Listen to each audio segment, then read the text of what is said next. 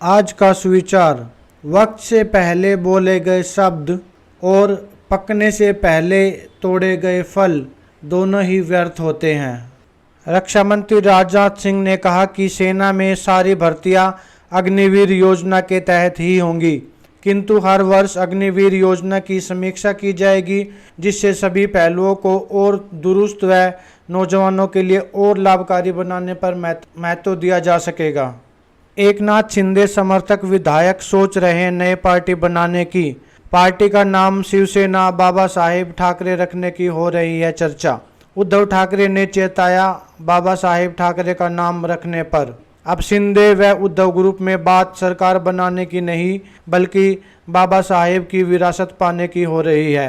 पल पल बदलते घटनाक्रम में महाराष्ट्र के कई शहरों में धारा 144 लागू की जा चुकी है तथा इसके चलते नेताओं की सुरक्षा बढ़ाई जा रही है। अपने एक महत्वपूर्ण निर्णय में सुप्रीम कोर्ट ने गुजरात दंगों में गुजरात के तत्कालीन मुख्यमंत्री व वर्तमान प्रधानमंत्री नरेंद्र मोदी को क्लीन चिट दे दी है। आपको ज्ञात होगा कि जाकिया जाफरी के द्वारा दायर याचिका की सुनवाई में सुप्रीम कोर्ट ने यह फैसला दिया है। यह जांच SIT द्वारा की जा रही थी, जिसमें करीब 250 से 300 लोगों की गवाही हुई। अमित शाह ने इस फैसले के बाद कहा कि PM पर आरोप लगाने वालों को उनसे माफ़ी मांगनी चाहिए। 25 जून 1975 को भारतीय इतिहास में एक महत्वपूर्ण घटना घटी, जिसमें भारतीय संविधान के अनुच्छेद 352 के तहत तत्कालीन प्रधानमंत्री इंदिरा गांधी ने देश में आपातकाल लगाने की घोषणा की, जो 21 महीने तक चला।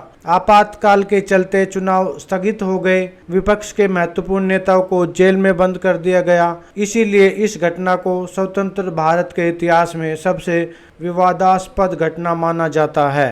25 जून 1932 में भारत ने अपना पहला आधिकारिक test match Lord's cricket ground London में खेला। 25 जून 1974 को प्रसिद्ध बॉलीवुड अभिनेत्री करिश्मा कपूर का जन्म हुआ। भारत ने 25 जून 1983 को 2 बार क्रिकेट विश्व विजेता वेस्टइंडीज को इंग्लैंड में हुए विश्व कप में हराकर पूरे क्रिकेट जगत में तहलका मचा दिया। कपिल देव की कप्तानी में मिली इस जीत ने पूरे देश में जश्न का माहौल बना दिया। दुनिया भर में करोड़ों लोगों के चहेते वेस्टर्न सिंगर और विश्व प्रसिद्ध डांसर माइकल जैक्सन की 25 जून 2009 को मृत्यु हुई।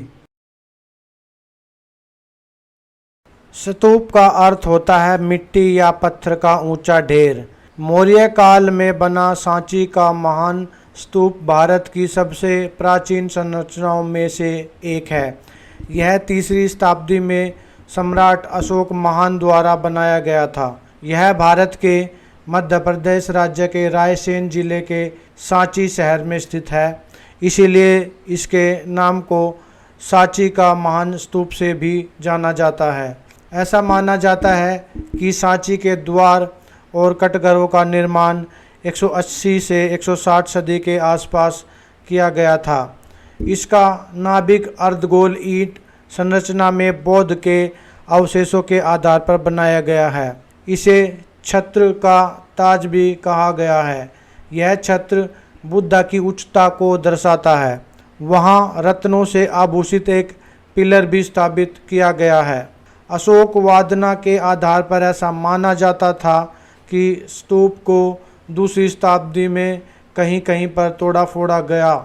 ऐसा कहा जाता है कि पुष्पमित्र ने ही वास्तविक स्तूप को क्षति पहुंचाई थी, लेकिन उसके बेटे अग्निमित्र ने इसका पुनर्निर्माण करवाया था। बाद में शुंगा के शासनकाल में ही स्तूप को पत्थरों से ढका व सजाया गया और इसके बाद स्तूप अपने वास्तविक आकार से और भी ज़्यादा विशाल हो गए थे।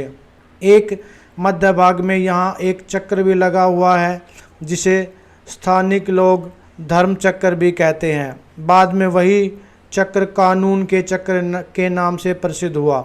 वैसे बौद्ध स्तूप को कोई शाही संरक्षण प्राप्त नहीं है, किंतु पुरुष और महिला दोनों भक्त मूर्ति और स्तूप की देखभाल के लिए सहायता करते रहते हैं। शिलालेखों में मौर्य, शुंगा, सातवाहना, कुषाण, गुप्तकालीन शिलालेख भी शामिल है। देश विदेश से बड़ी मात्रा में सैलानी हर साल इसे देखने के लिए आते हैं। सांची के स्तूप शांति, पवित्रता, धर्म और साहस के प्रतीक माने जाते हैं। सम्राट अशोक ने इसका निर्माण बौद्ध धर्म के प्रचार प्रसार के लिए किया था। आज भी इस स्थान का मुख्य आकर्षण बौद्ध धर्म व भगवान गौतम बुद्धा से जुड़ी चीज़ें ही हैं।